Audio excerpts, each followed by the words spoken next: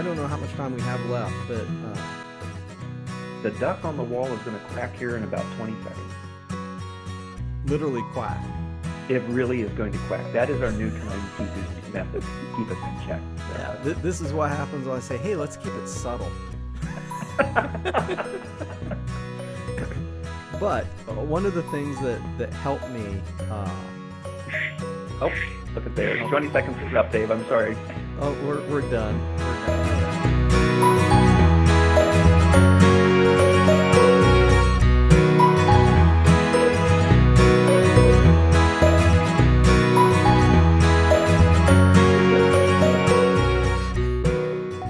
All right, welcome to Pondering Psalms. We're pondering Psalm 76 this week, and I am Curt Austin. David Mullins. And there he is. And the two of us together have been pondering Psalms. We've talked about this. If you've been watching for the last few weeks, then you know that one of the things we like to do is to read the Psalm every single day of the week, and then we come together and we talk about it. And folks, for those of you who think this is something that we just, we've studied for years and we've brought all this wisdom, no, we just make it up on Saturday morning. Yeah, you'll get no wisdom here. No, none at all.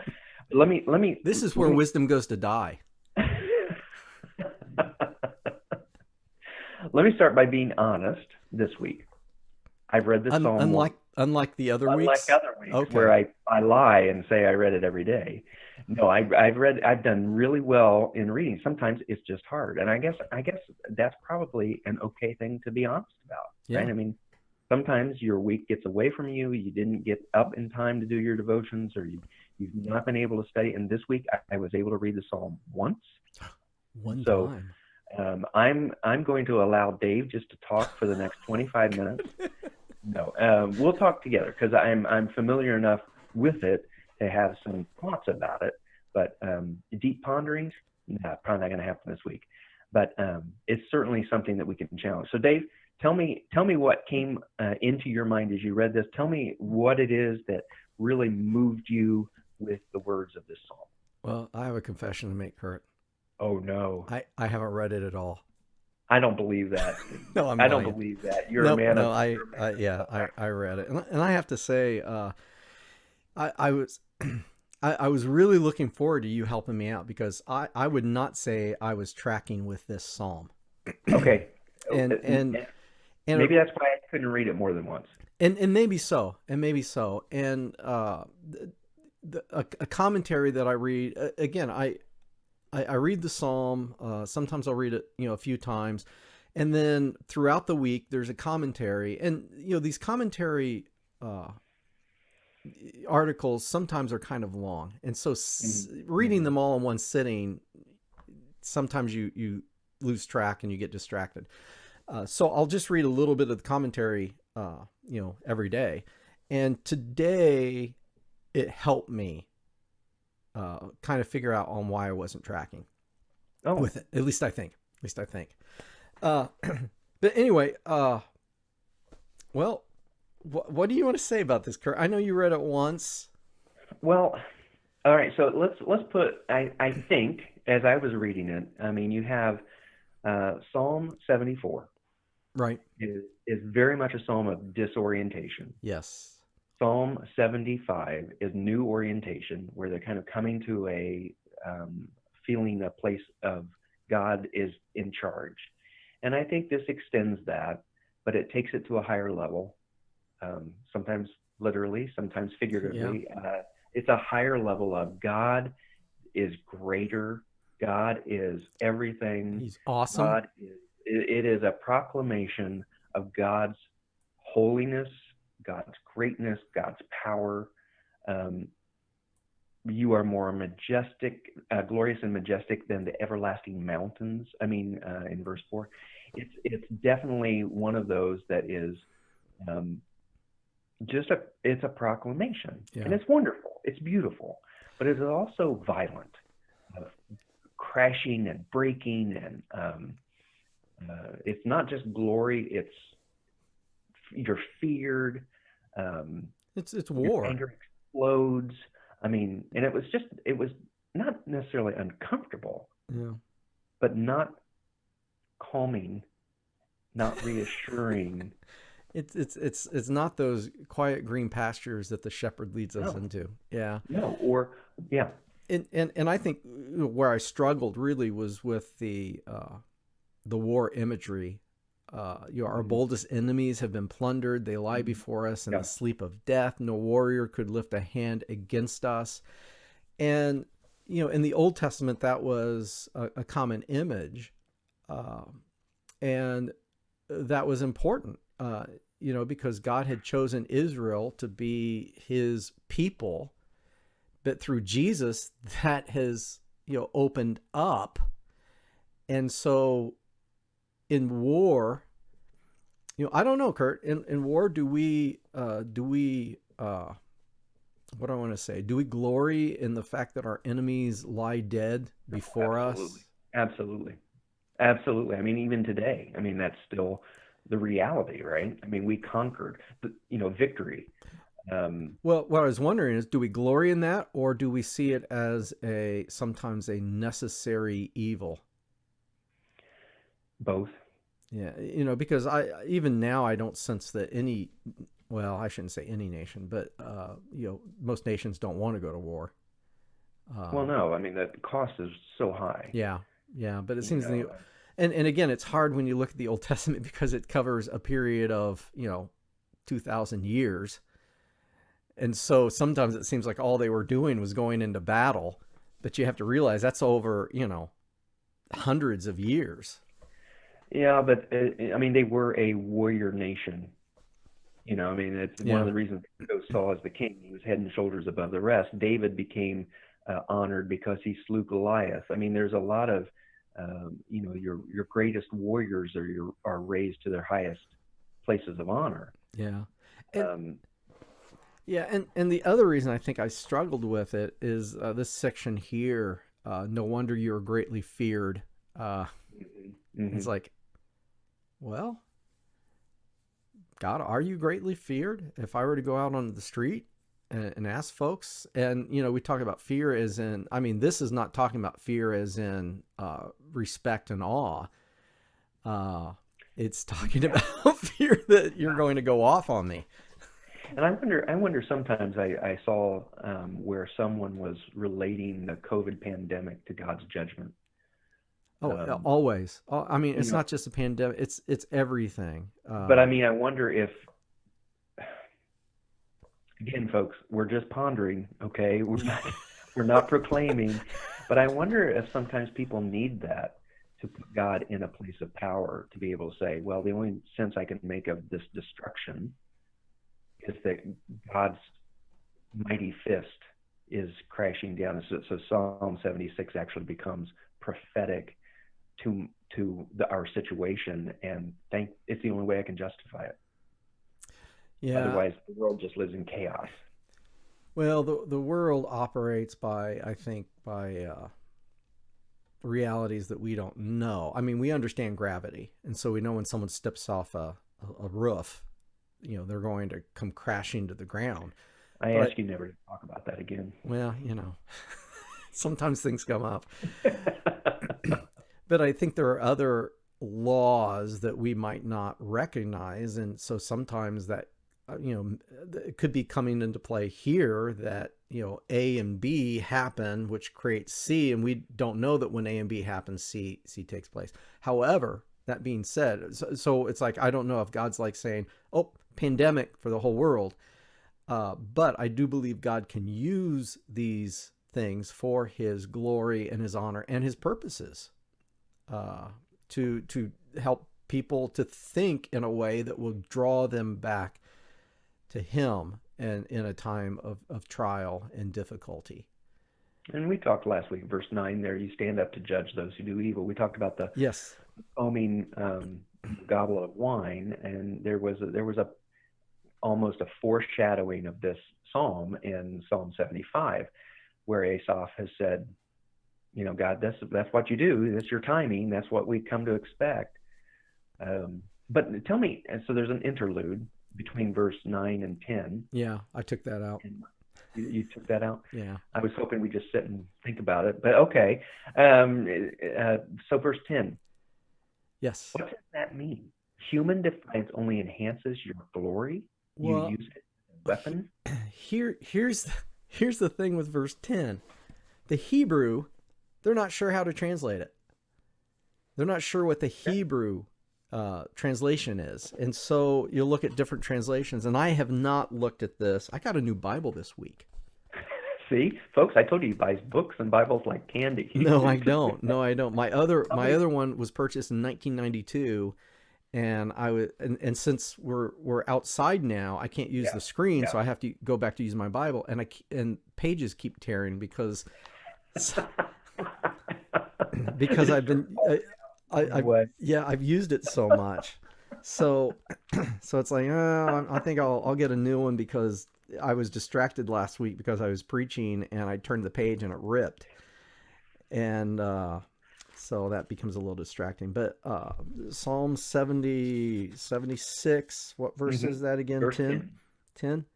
Human wrath serves only to praise you when you bind the last bit of your wrath around you. What in the world? What version is that? That's the New Revised Standard Version. And I'm sure if you pulled up the ESV, it would say something different. They're not really sure. But this was one of the things I highlighted because I'm thinking it's pretty cool, the thought that God can use human defiance for his glory. Use it as a weapon. And this one says, human wrath serves only to praise you. All right, mine says, surely the wrath of man shall praise you. The remnant of wrath you will put on like a belt. So there you go. We may need another couple of weeks of reading this. We might actually learn something. Just that one verse. Well, and again, it's kind of like, do you take the Hebrew this way? Do you take it this way? Does this word mean this? Does it mean that? How does this fit together? And what is the thought? And more than that, what was the psalmist trying to communicate? Something about human defiance, something about human wrath being used by God in some sort of way to keep his pants up, I guess, according to the SV.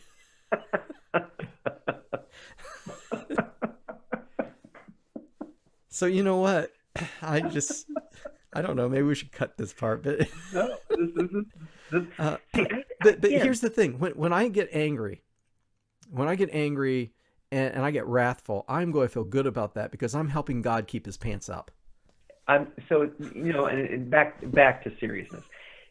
I think this is the reality of why sometimes people don't want to read the Psalms. Yeah. Sometimes they don't want to read the Old Testament. It's why they go to all the happy places in the Bible, because that's why we teach we teach our children in Sunday school. Very rarely do we teach them the wars of the Old Testament. Yeah. Right. We don't do that. When we talk about the flood of Noah, we don't paint the picture of what it must have been like to have the world wiped out, drowned, flooded. Take the videos of the tsunami coming into Japan or into any place, and show that over and over again to your children in first grade, kindergarten, second grade. You wouldn't do that. You tell them about how David was a shepherd and he had sheep and he loved God. You do that because this stuff's hard to wrap your mind around. Well, I hate to tell you this, to burst your little bubble, but when I was growing up, my family had this illustrated Bible, this picture Bible, and in the flood they showed the animals and the people all outside of the ark. And that explains so much about you. It does. I mean, I still remember that. It's like, yeah. Oh, they couldn't get in, so they're just all outside. Yeah. That's why you get nervous when it rains? Yeah, and I hide. Yeah. But back to our psalm.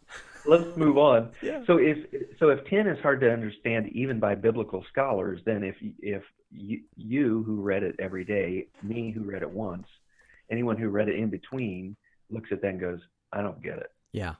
Right. Then don't feel bad, because it's okay. Sometimes it's still a mystery. It's an ancient text. And that's why in 3 years this will roll back around and we will read it again if we continue this practice. Not even know what in the world we're talking about in 3 years. Well, and maybe at some point God reveals, what that means. And today I was thinking about the person writing the psalm. what was it that caused them to sit Mm. down and to pen this? Same with Psalm 23 or Psalm 1 or Right, 2, right, any right. of those. What was in their mind? Because again, it's poetry, it's poetic. What were they trying to communicate? And Hey, that's a good point. Talk a little bit about the different genres of writing in the Old Testament, especially. But I mean, well, this is not historical. no. I mean, there's historical narrative that you get in Genesis and stuff. This is very much Hebrew poetry that uses what's called parallelism. Parallelism. Mhm. Listen to Throw in me. a couple of extra L's there. I know. Parallelism, where the second line kind of enhances the first line, like verse No. 7. No wonder you were greatly feared. You could just stop there, but it says, "Who can stand before you when your anger explodes?" Well, It, then verse 10, the hard one. Human defiance only enhances your glory, period. Could be. yeah, But it's a comma. yeah. For you use it as a weapon. Yeah, this is why. And there's different types of parallelism. And maybe we'll do an in between the pages at some point and discuss that a little bit more. Yeah. But yeah, it is poetry. And, usually poetry is meant to sit with us and to kind of, over time, it brings stuff out. Well, and poetry is intended to speak to the heart, right? I mean, it's intended to bring out an emotion or a feeling of some sort that leads you into action. But it isn't just retelling a historical story. It isn't giving you some kind of genealogical list. It's not just information. And so that's as you read these, you have to think and to be honest, if nothing else came of this week for you and for me, this elicited an emotion in us. Yeah. It wasn't Yeah. a good one for us. It was kind of a darkness, and it just didn't feel right. One of the things that he writes is the psalm seeks to provocate and evocate a commitment to a counter worldview. The reality of divine judgment seems remote in a world so apparently dominated by natural and human powers. The psalm invites the reader to join the company of those who affirm, in the teeth of seemingly overwhelming evidence, that there is a judgment which sets right the horrible, endemic evil in human existence. So it's a psalm of faith. It's Absolutely. Yeah. Starting out where you reside in Jerusalem, you're on Mount Zion. I mean, he's clearly setting God as this. I have full faith in you, God. This is what you do. Yeah, that God will put all things back to rights, that there is a judgment, there will be a judgment. No, he actually said that there is a judgment which sets rights the horrible endemic evil in human existence. And so, and you can look at the enemies that way. And sometimes that's what I do. I don't look at it as actual physical people. I look at it as systemic things. And, we're dealing with systemic racism and stuff. Mm-hmm. And that God is still in control and still in charge. And there will be a day when, and we saw last week, God says at the time that I have appointed, there will be a time. And I guess, and I forget if this came up last week or not, but the graciousness in this is God gives us time to get on the right side of things. Mm-hmm. Yep. You talked about that. And maybe that's the important thing to remember, that whoever is listening to this, you have time to get on the right side of things. Because even though this psalm is not true today, that people are fearing God. They're kind of doing whatever they seem to want. One day things will be put into, it will be made right. And maybe that's where verse 11 comes from. Yeah. Make vows to the Lord your God and keep them. Yeah, because he is the awesome one. Bring tribute to him. What does tribute mean? Well, Curt, tribute, when a nation would overtake another one, many times the conquering nation would have to bring tribute, usually in money or other things, to the conquering nation. They were indebted to them. The conquered nation would bring to the conquering nation. Yes, thank you. A visual of that is, it's decades old now, is the Ten Commandments, right? When he comes back into the Pharaoh's chamber and he brings all of these riches, I mean, I know it's antiquated, but they're bringing in the feathers, they're bringing in the jewels, they're bringing in the golds and pouring them out in front of them. It's all tribute. Yeah, but if I'm remembering correctly, they burnt those down and made a golden calf. No. That's later. This is early on. When he's still Pharaoh's son or whatever he was. I never got that straight. But. Oh, okay. But anyway, yeah. So what is your tribute? Well, it's our lives. It's who we are. Mm-hmm. It's our daily activities. What would it look like if we brought our daily activities to the awesome one as our tribute to him, because he is who he is, and things will be made right. And during this time, we're just trying to get on the right side of things. And I like that 12 is a contrast then. So in 11, you're making vows, you're bringing your tribute. Yeah. And for he's going to break anyone who's still living in pride. Yeah. And the kings of the earth will fear him. So, come in humility, come in front of him and bring your tribute, and bring that to the Lord. That's your opportunity then to avoid everything from verses 1 through 10. There you go. You make your vow, you lay down your tribute, and then the humility then that comes to you, approach that with humility, because God will break the pride of the princes. He'll bring fear into the hearts of the kings, unless you've done that to the awesome one, which is really an interesting name for God. That is this one of the few places where awesome one shows up? Perhaps. And one of the things that I've tried to stop doing, I used to say awesome for everything. Yeah. And I've tried to stop that, because there is only one that is awesome. And I mean, that's really... if you think about the word awesome, AWE means, filled with awe. And so I've tried to just limit, I'll say fantastic, or that's wonderful, or that's great. It doesn't reach the height of awesome, because there's only one who does. So. Our God is an awesome God, he reigns. Well, I was hoping, I almost grabbed my guitar, because it says that this psalm is to be accompanied by stringed instruments. I saw that. And that's what I meant to do. I told you there was something I thought about doing that would be special. That was it, and I just now remember it. Yeah. Well, in between, we'll do it between the pages. We'll do a version of Awesome God. We'll be taken down by YouTube for copyright infringement. Really? That's okay. And taken out by others because of quality issues. Hey, we could go viral, though. I've seen a lot of bad things go viral. That's true. All right, folks. We are at the end of Pondering Psalm 76. It was a hard psalm. Yes, it was. Yeah. And we will have more hard psalms. I mean, the reason we read them is not so that we'll feel good and wonderful at the end, but so that we'll just have some reflection on what it is that God's word brings into our lives. So, yeah, I heard someone say this week that the Psalms as a whole actually gives us the character of God. So, yeah, I mean, this is a portion of who God is. Yeah. And we see that not just in the Psalms. We don't see it just in the Old Testament, but in the book of Revelation, when it caps it off, there's a place of judgment. Yeah. And we need to be aware of that. We need to own that, because it can help direct who we are and how we live, not just for our own lives, keep us out of hell, but how we love and care for others, to make sure that they are able to enjoy the love and grace of God as well.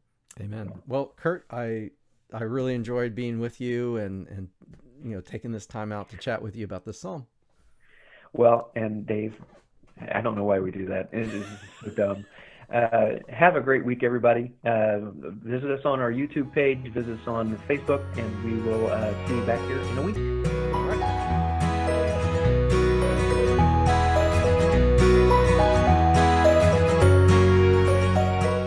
About the guy gets pulled over by a police officer, and let me know if you've heard this. And the police officer goes up and he sees that the guy's got two penguins sitting in the back seat.